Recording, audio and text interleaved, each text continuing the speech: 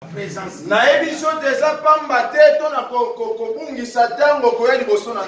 Planifier ces jours que tu sois là. Et ce n'est pas pour rien, ce n'est que pour te bénir. Il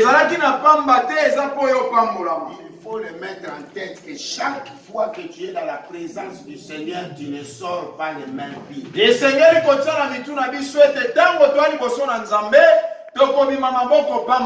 Dimanche passé, nous avons dit que venir dans la présence du Seigneur, ce sont des convocations saintes.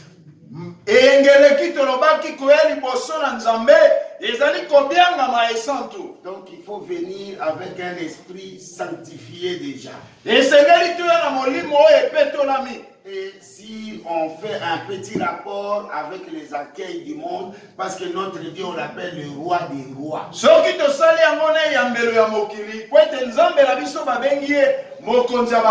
Imagine-toi que tu sois invité chez un roi, même pas un roi, un prince seulement.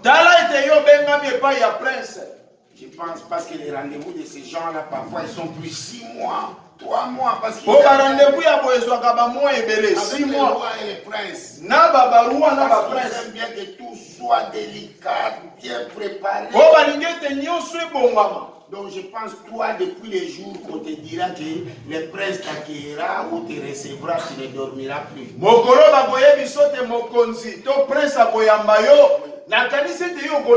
Et je pense si tu verras même les protocoles venir déjà, les coachs viendront te dire comment tu vas t'habiller, comment. Il paraît, j'avais appris que devant les rois, papa, on ne va pas sans cravate.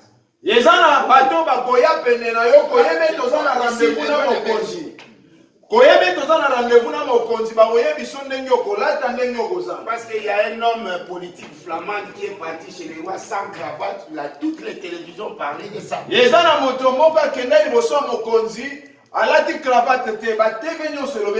dis pas que c'est notre Dieu, il faut toujours venir en cravate. C'est seulement symboliser une marque de respect vis-à-vis des rois. Donc pour nous, enfants de Dieu, prenons ça spirituellement. Donc venons aussi dans la présence de Dieu avec beaucoup de respect.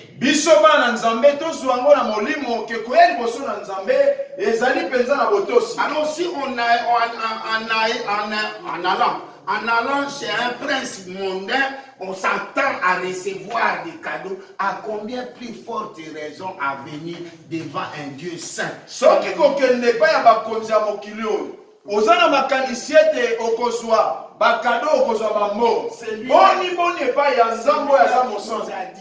vous humains, vous savez donner de bonnes choses à vos enfants,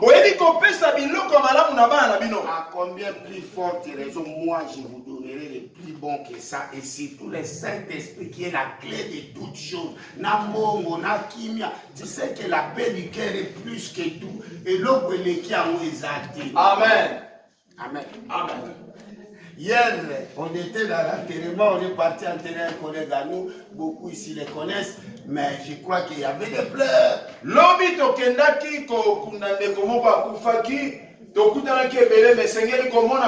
C'est comme si tout était fini là, tout était fini, c'est fini. Non! Donc,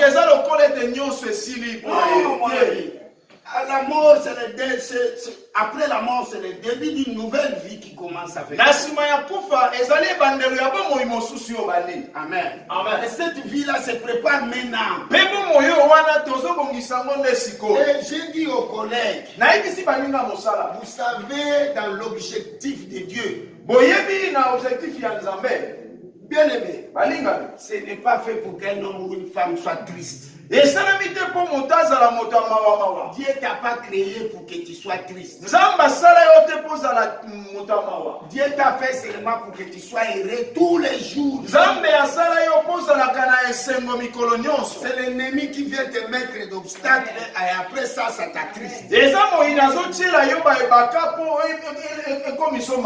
pour cela que je les ai dit.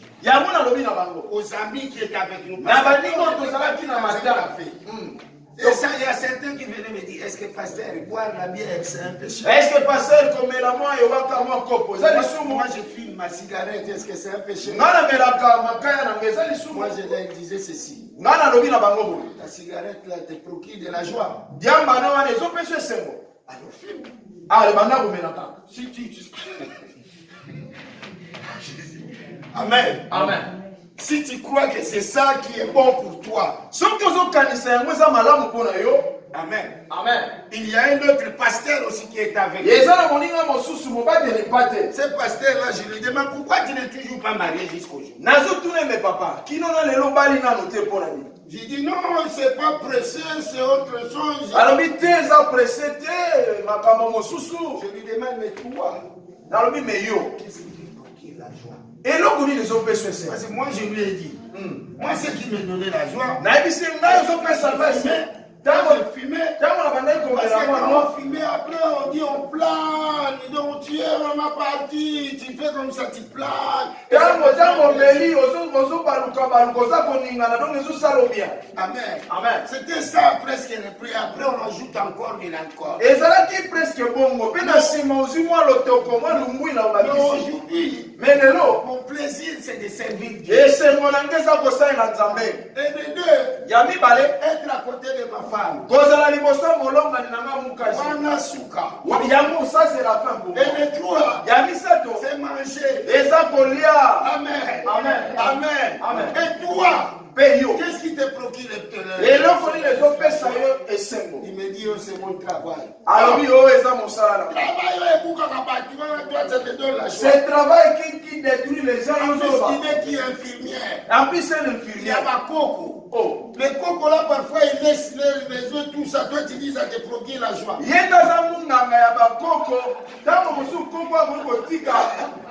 J'ai dit que je viens te voir dans ton travail, là, c'est l'omineuse à la laisser.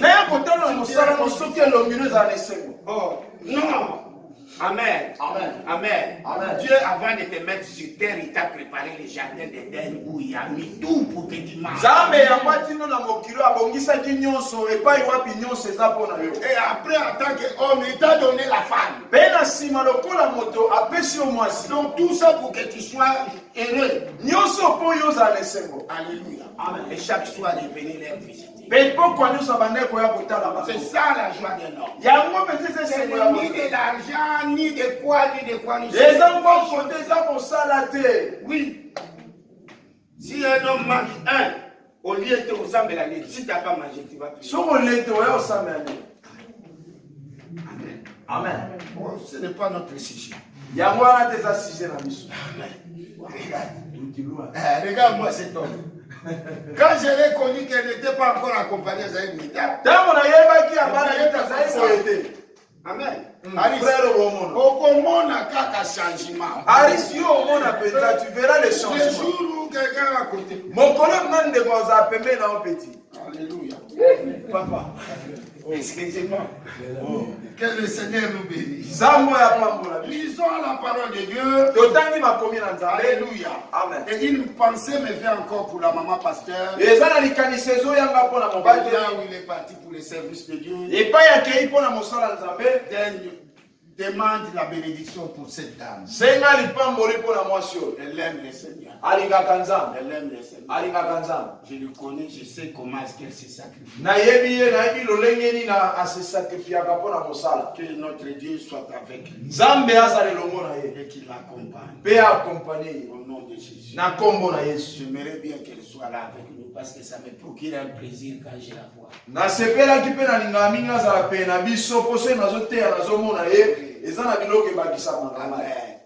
Mais elle est avec nous à l'esprit. Merci pour tout homme. Merci pour la montagne. Qui est là. Ma pasteur qui est évangéliste également et le pasteur Florence. Merci pour votre soutien. Nous lisons 1 Corinthiens. Chapitre 11. 1 Corinthiens chapitre 11. Le verset 17. 1 Corinthiens chapitre 11, le verset 17. Jusqu'à 19. Le verset 17 jusqu'à 19. Après, on va aller à 22 jusqu'à 34. 1 Corinthiens chapitre 11, le verset 17 à 19. Après 22 à 34.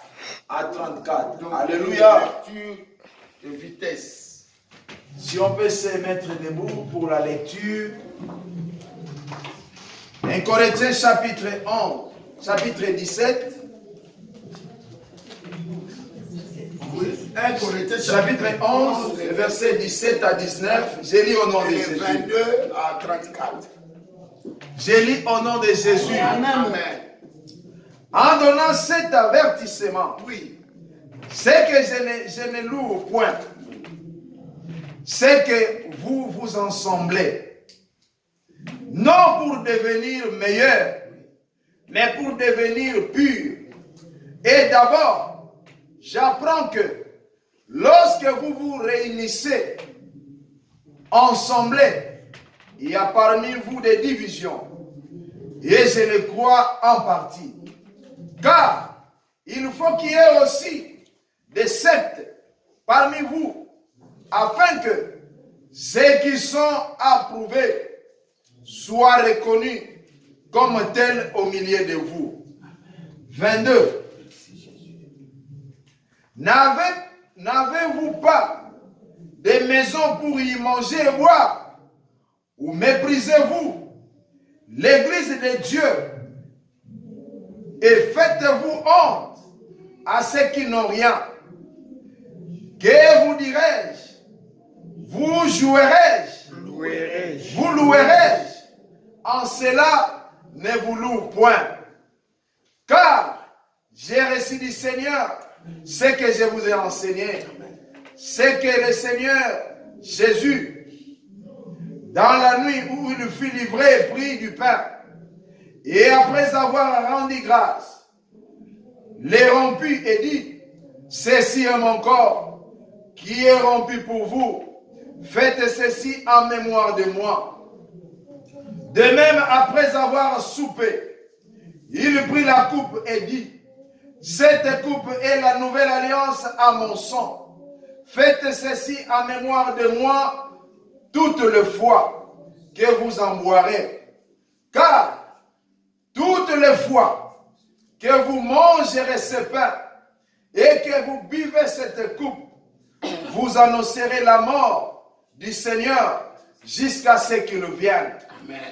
C'est pourquoi celui qui mangera le pain ou boira la coupe du Seigneur indignement sera coupable envers le corps et le sang du Seigneur. Jésus. Que chacun donc s'éprouve soi-même et que si qu'il mange du pain et boive de la coupe. Car celui qui mange et boit sans discerner le corps du Seigneur mange et boit un jugement contre lui-même.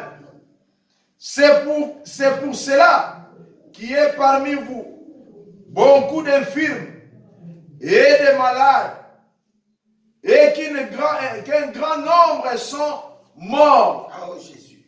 Ici. 34. 34, papa. Si nous nous jugions nous-mêmes, nous ne serions pas jugés. Jésus. Mais quand nous sommes jugés, nous sommes châtiés par le Seigneur, afin que nous ne soyons pas condamnés avec le monde. Ainsi, mes frères, lorsque vous vous réunissez pour le repas, entendez-vous les uns les autres. Si quelqu'un a faim, qu'il mange chez lui, afin que vous ne vous réunissiez pas pour attirer un jugement sur vous. Je réglerai les autres choses quand je serai arrivé. Amen. Amen. Est-ce qu'on peut acclamer? Bien-aimé, quand j'ai médité sur cette exhortation, je me disais, une telle prédication, c'est difficile pour le prêcher. Là, par exemple, il y a comment dirais des handicapés, les gens qui ont des problèmes de santé, vous voyez. Tango nazotanga nazalaki kokanisa mateya ya boeza pasi kote yango epa bandeko na biso baza na eboso no oyo azali estropiés, et toutes ces choses-là qui ont des problèmes. Parce qu'ils peuvent dire, mais le pasteur a choisi ces versets, c'est pour nous, ou bien nous sommes. Oui, parce que nous avons mangé la Sainte Seine sans discernement. Heureusement, ici, je vois tout le monde en bonne santé. Alors, laissez-moi maintenant parler librement. Seulement, donnez-moi un visage joyeux qui va a bien interprété.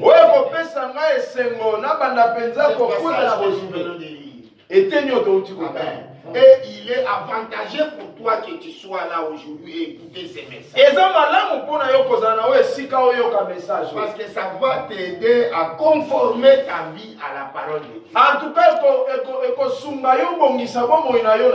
Parce qu'au début, nous venons de dire que c'est un avertissement. Amen. Amen. Amen. Le Seigneur nous avertit. Alléluia. Parce que Dieu est venu dans le monde pour te donner la vie. Nous avons parlé la fois dernière que quand Christ s'est présenté devant Jean, Jean l'a pointé du doigt en disant, voici l'agneau.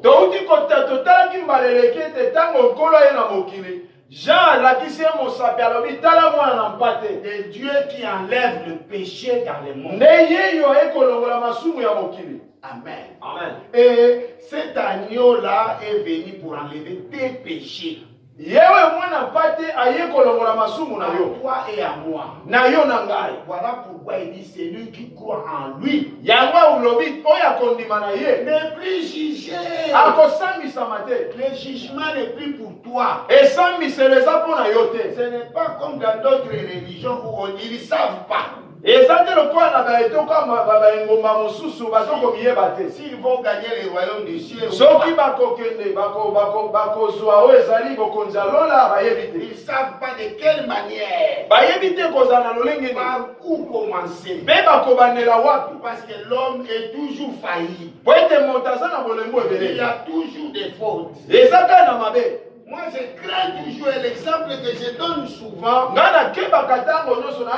J'avais même appris par un pasteur que c'est une grâce. Et le prêcher sur la grâce à l'époque, là, on avait un thème, la grâce et la faveur de Dieu. Et il a dit qu'il est parti quelque part dans un magasin, on lui a donné le surplus. Donc, il donne de l'argent pour le remarque au plus. Ça, c'est une histoire qui me fait peur. Parce que si tu n'as pas beaucoup de moyens, tu as donné 100 euros et la personne a cru que tu avais donné 500. Tu remet 460 euros. Bien aimé, si tu n'as pas fait la prière de notre Père avant de sortir. Parce que dans cette prière, il y a un couplet qui dit ne nous ennuie pas la tentation.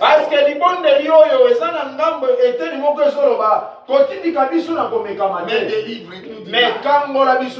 Parce que quand on tend la main, et on dépose l'argent, déjà parfois c'est intentionnel. Non, sans que tu le saches, parce que c'est automatique. Tu sais que je prends mon argent, je mets en poche. Et quand c'est une grosse quantité, pour le faire marche en arrière, il faut que tu sois avec le Seigneur. Amen. Amen. Je crois que c'est déjà arrivé à plusieurs. Oui, beaucoup parfois sont partis même. L'esprit là qui dit non. Ce que tu as fait, c'est pas bien, ils sont retournés pour remettre. Parfois, ils demandent seulement pardon, que le Seigneur pardonne. L'avertissement dit ce que nous venons dire. Quand vous vous réunissez, normalement, vous vous réunissez pour devenir meilleur. Mais moi, je crains vous vous réunissez pour devenir pire. Boza ko sangana pona ko koma lisusu pire. Donc on est où tu bonga, bozo beba. Ole bonga ndenge papa lobi bobebi. Amen. Amen. Vous savez pourquoi? Il y a beaucoup d'enfants de Dieu qui ne discernent pas ce que le Seigneur fait parfois quand on vient à lui. Tout enfant de Dieu, quand le Seigneur l'appelle, doit parfois le faire traverser le désert. Mais parfois tout ça, mais si le Seigneur veut que tu traverses le désert, donc tu dois le faire. Alors, pendant la période là de désert, c'est là où beaucoup regrettent leur vie moderne. Amen. Amen. Et il y a même aussi beaucoup de personnes qu'on côtoie, on ne comprend pas. On dit, mais quand tu n'étais pas chrétien, on dirait que tu n'étais pas comme ça. Mais quand vous avez un homme Christ, vous avez bien. C'est encore mieux. Vous avez bien. Mais aujourd'hui, il est devenu comme ça. Comment?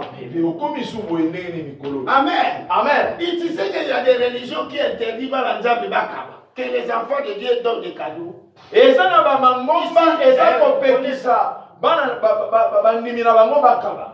on appelle ça l'esprit de servitude.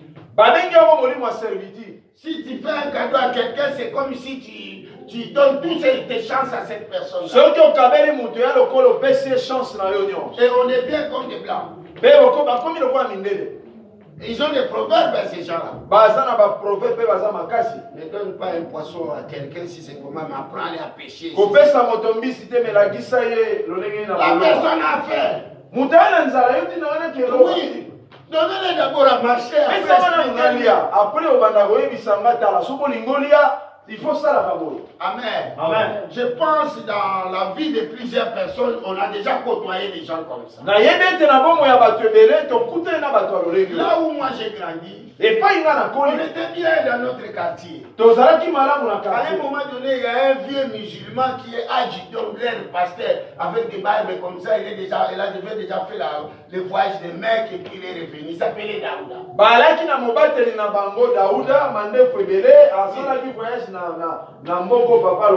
Daouda, quand il est venu entrer dans notre quartier, toujours robe blanche, toujours des parfums, les encens là, si c'est quoi. Et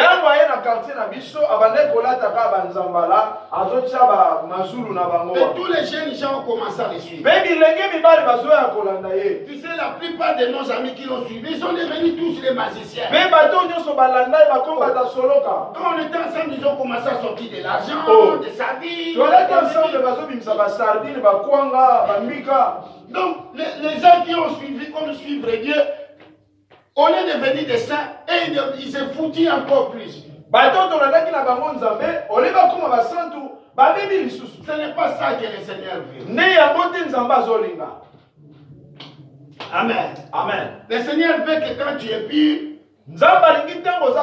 et que tu l'approches, tu deviens meilleur. Ce que nous venons de lire nous dit, vous ne serez pas jugés si vous savez vous juger vous-même.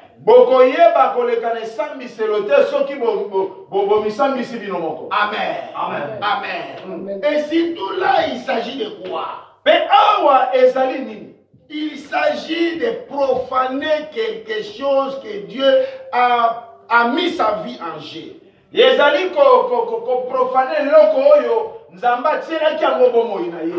Amen. Tu sais, beaucoup de gens sont choqués à cause de cette histoire mystérieuse que même toi, chrétien, tu ne peux pas comprendre ça sans aide du Saint-Esprit. Oui. Sans l'aide du Saint-Esprit. Moi et toi, restons calmes, imaginons. Nous avons compris. Est-ce que ça existe? Dieu est mort. Est-ce que ça peut vraiment exister? Il y a un gars, je ne sais pas, maman doit le connaître très bien, c'est un fils de pasteur, il s'appelle Nietzsche.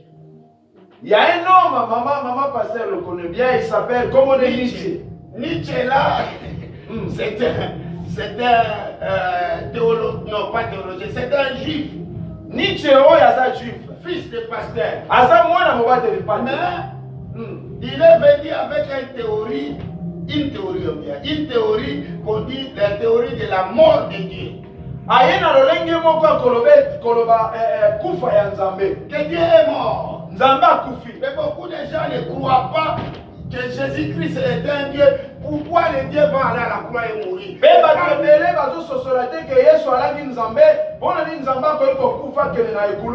Il nous demande quand lui il est parti mourir, alors le Dieu maintenant il était où? Amen. Ce sont des questions qui peuvent avoir la solution qu'avec l'aide du Saint-Esprit dans nos esprits. C'est un mystère. Dieu est Père, Fils et Esprit.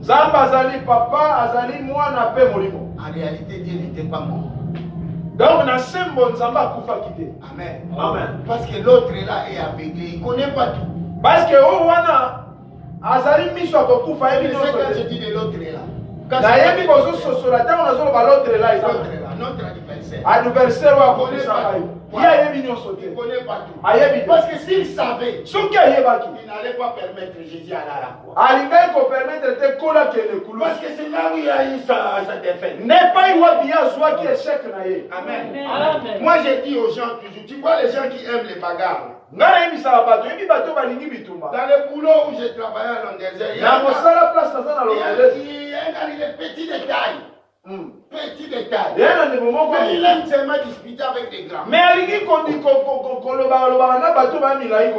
temps en temps, après une petite dispute comme ça, tu lui verras dans son coin comme en train de boxer. Dans le but lui-même. Seulement pour influencer. Oui. Pour, je ne sais même pas comment on appelle ça. Ouais, pour intimider.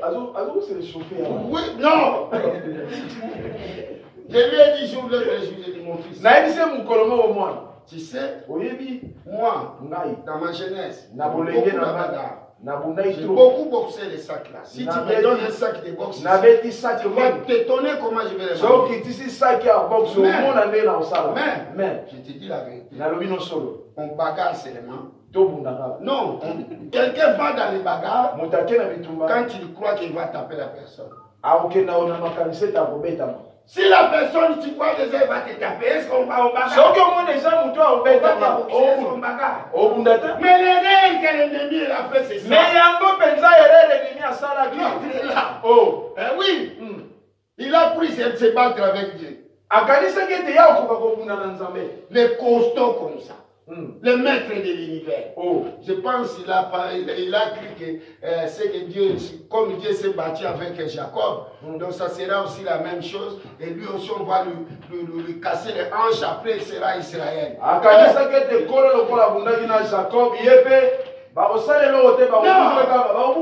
Jacob, c'était un être créé à l'image de Dieu, mais pas toi. Pas toi. Non. Jacob, c'était un homme de la promesse. C'est pour lui que Dieu a dit, je viendrai vous délivrer, j'enverrai mon fils. Et ce fils-là est pour toi. Amen. Amen. Bien aimé. Le repas là que nous voyons, le repas du Seigneur de la Pâque que nous mangeons, a une grande signification. Les chrétiens, nous devrons réaliser cela.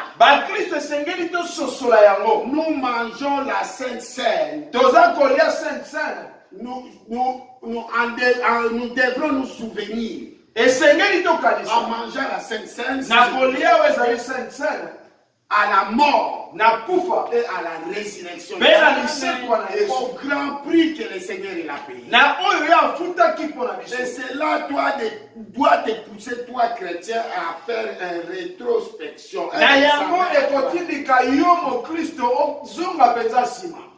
La Bible nous interdit de juger. Mais